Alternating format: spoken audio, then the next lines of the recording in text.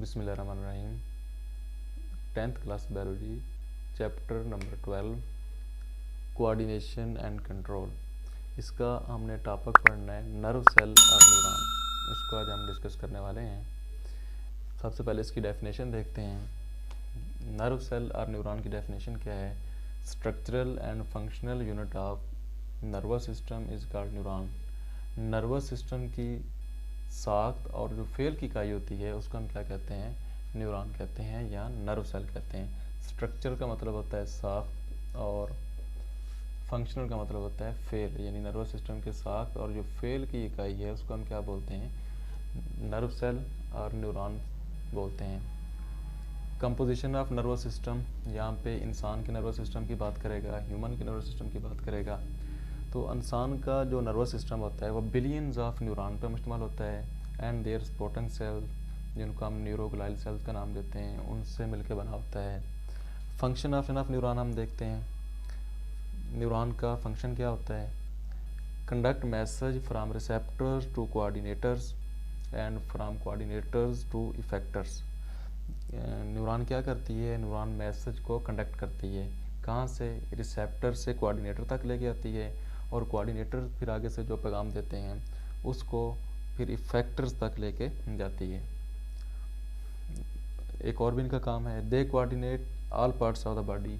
ये क्या करते हैं? जिस्म के सारे हिस्सों का आपस में राब्ता रखते हैं। यानी न्यूरॉन का ये भी फंक्शन है कि ये जिस्म के जितने भी हिस्से होते हैं सब का आपस में कंटेक्ट रखती है।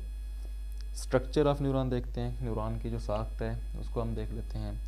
इसकी साख्त में 3 चीज़ें मेन होती हैं: सेल बॉडी, डेंड्राइट्स, एक्सॉन्स। ये ज़्यादा फेमस होती हैं। यहाँ पे कुछ और सेल्स भी होते हैं, उनको हम आगे डिस्कस कर लेते हैं। सेल बॉडी क्या होती है? सेल बॉडी के अंदर साइटोप्लाज्म और न्यूक्लियस होता है। डेंड्राइट्स क्या होते हैं? ये प्रोसेस होते हैं, यानी धागे होते हैं that conduct message toward the cell body, जो सेल बॉडी की तरफ पैगाम लेके आते हैं। एक्सॉन क्या होते हैं? ये भी धागे होते हैं। ये क्या करते हैं? ये कंडक्ट करते हैं मैसेज को कहाँ से? Away from the cell body, इन सेल बॉडी से दूर लेके पैगाम को जाते हैं। मोटर न्यूरॉन का मॉडल है, यानी उसकी डायग्राम है, इसको हम देख लेते हैं। ये वाला हिस्सा इसका सेल बॉडी कहलाता है और नीचे वाला ये वाला हिस्सा यहाँ से लेके यहाँ तक, इसको हम एक्सॉन का नाम देते हैं। एक्सॉन का सेल बॉडी के अंदर न्यूक्लियस होता है। इसके अलावा यहाँ पे साइटोप्लाज्म होता है, ये भी सेल बॉडी के अंदर आता है। यहाँ पे मेंशन कर देते हैं साइटोप्लाज्म, ये भी सेल बॉडी के अंदर आता है।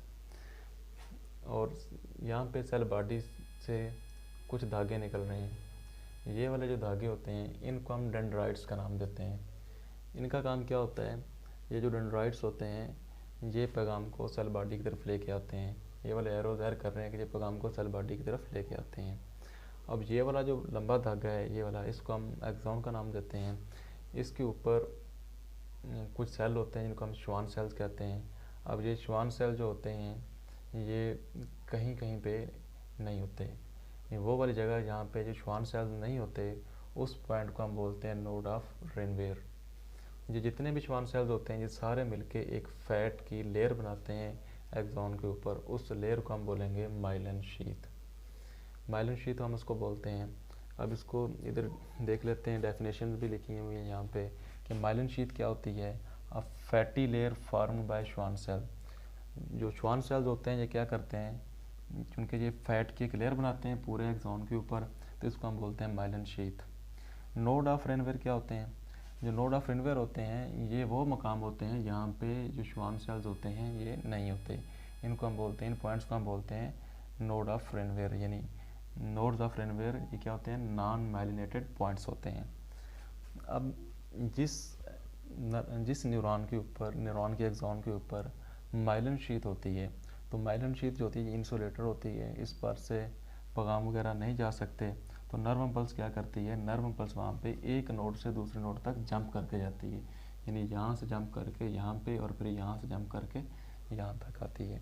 ऐसी नर्व इम्पल्स जो क्या करती है, जो एक नोड से दूसरे नोड तक जंप करके जाती है, उसको हम बोलते हैं सॉल्टेटरी नर्व इम्पल्स। डेफिनेशन कैसे लिखेंगे? Nerve impulse that jump from node to node, जो क्या करती है एक नोड से दूसरे नोड तक जंप करके जाती है उसको हम क्या बोलते हैं, साल्टेटरी नर्व इम्पल्स। इसका एडवांटेज क्या होता है, फ़ायदा क्या होता है साल्टेटरी नर्व इम्पल्स का?